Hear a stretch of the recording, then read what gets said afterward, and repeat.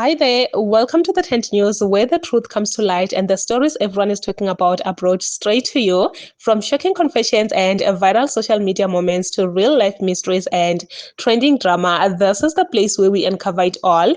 Now, please watch this video first, and I will be back with the rest of my commentary. Yazi namhlanje ade ngibuke enye ividiyo ka-ex-president wethu uThabo Mbeki ekhuluma lolu daba lama-foreigners. Ngize ngayi-reposta nje, kuyinto-ke exakayo abantu abayenzayo ukuthi bezonde uMalema, bemzonde deep abantu bemzondela udaba ama-views akhe ngodaba lama-foreigners. Bemzondele just an opinion ngoba wonke phela umuntu unelungelo lokukhuluma into akayicabangayo. Wonke umuntu unelungelo lokukhuluma into ayicabangayo.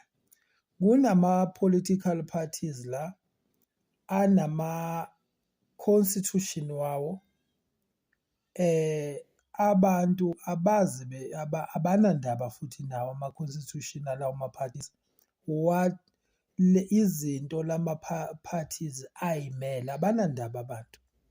Whether okunye kubheke eceleni abanandaba abanye abantu. Kuyaxaka ukuthi yini abantu into abayizonda kangaka ngoMalema. Kuze kule daba lwama-foreigners bonke abantu bakhuluma, onke ama-leaders ma ungawalandi wabekela akhuluma one thing le ekhulunywa uMalema, akhuluma one thing ekhuluma uMalema. Mangisho ama-leaders ngikhuluma ama-ex-leaders, ngikhuluma ngo-president wethu uCyril Ramaphosa. Ma ungambeka la ukhulume ngodaba lama-foreigners uzothola ukuthi usesayidini eliyi-one ne-ideology kaMalema. Uthathe uZuma uzothola ukuthi naye usesayidini eliyi-one, and futhi-ke kuZuma kunaney'nkulumo ma ungahle udlala amavidiyo akho, kuney'nkulumo eveza ngokusobala. Uye kuThabo Mbeki kule vidiyo engiyishoyo ukuveze ngokusobala ukunama-views afanayo noMalema uyawaphimisela. Kodwa abantu ababe besaba nandaba ukhawunta ukuthi ubani okhulumile. Makukhulume lowo muntu asebedisayidile bayichuzela ukuthi bayomzonda bayoze bafe. Hhayi, ivuthelwa kube ngazuthi bayaqala ukuzwa ngalowo muntu. Ama-parties khona nje into yakasho i-MK upresident u-ex-president uZuma wathi amantombazane mayekhulelwe semancane kumele ahambe eyogcinwa e-Robben Island. Leyo kube yayishiwo umuntu onjengoMalema ngabe yinto abazama ngayo yonke indlela ukumdikhampeyina ngayo ukuthi lo wathi uzokwenza ukuthi bayenze ibe serious ngempela ukuthi lo wathi uzoyisa iy'ngane ey'ncane zamantombazane eRobben Island ngabe bazama ngayo yonke indlela. Kodwa iproblema kusho umuntu abantu abangafisi ukumzonda, isilomo sabo abangafisi ukumzonda. Maningi ngisho le Freedom Front Plus le abantu njengamanje abazama abanye ukurekrutha abantu bebarekruthele kuyona. Funda ipolicy yabo. I-constitution yabo ayikufihlile ukuthi imele abantu abamhlophe. Kunezinto laphana engahambisani nomuntu omnyama. Kodwa abantu ngeke bakhulume ngazo. Futhi ngisho ungabatshela ngazo bazothi siyeke bayiphikise ngokuthi abakachuzi ukuzonda lowo muntu lo. So it's very sad ukubona abantu abamnyama ukuthi kusekude kangakanani ukuthi sikhone nje ukuthi senze izinto fairly umuntu kube ukuthi umzonda, kufanele ukuthi umzonde umzonda, kodwa kungabi ukuthi ayibhalansi.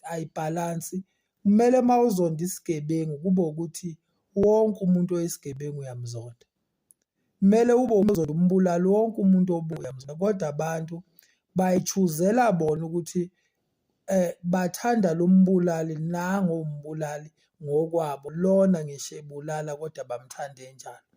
Uyabona lapho ukuthi kusuke kuvela ukungabi nalo iqiniso kwabantu ukuthi analo iqiniso abantu.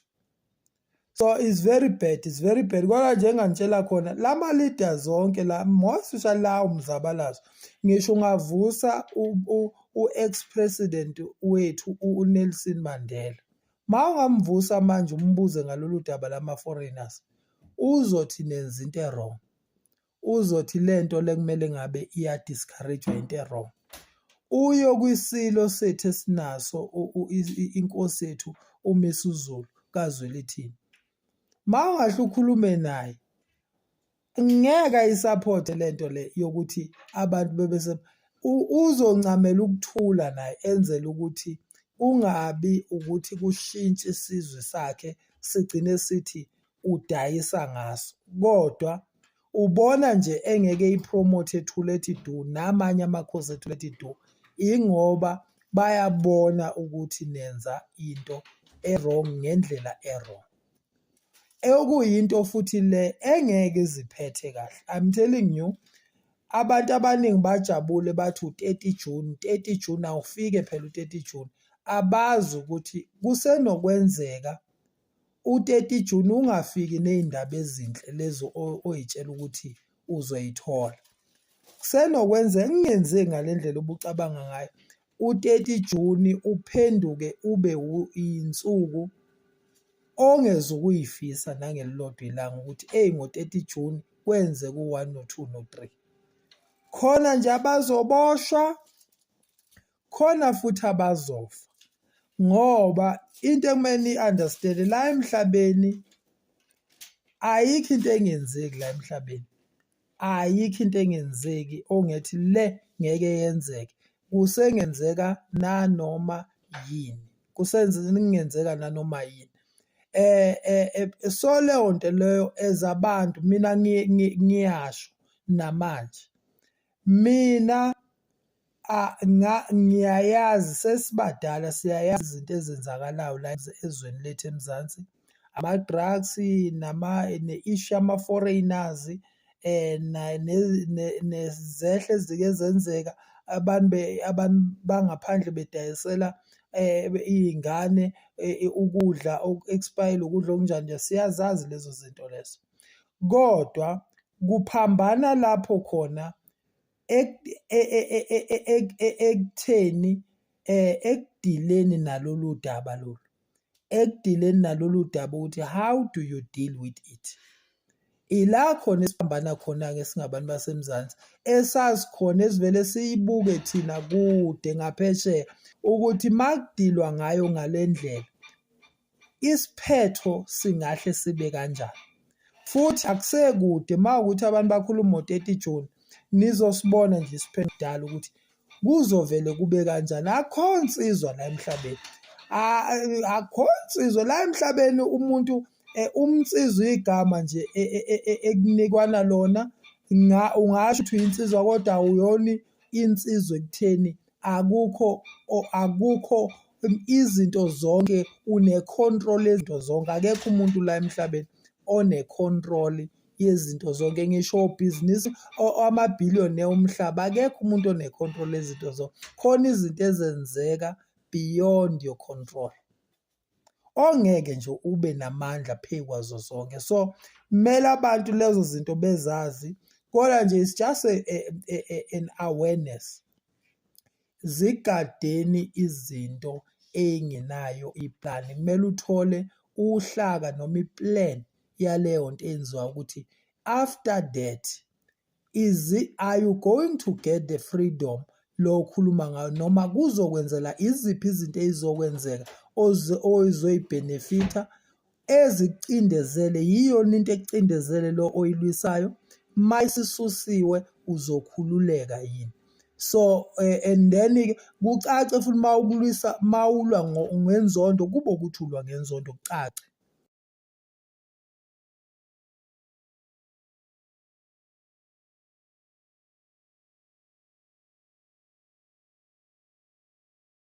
Yes, when we talk about wisdom, we talk about this man. He have studied everything and he understand everything beyond just a human being mindset. I don't know how to put it, but yes, he was actually talking about Umalima being hated so much, and he said something that really stood out to me. Ukuthi people that hate you, no matter what you say, no matter what you do, they will always hate you. Even if you try to explain, they will always hate you because they've decided to hate you. Because when we check this thing of foreigners and everything, all these leaders, they stand with what Umalima stand with.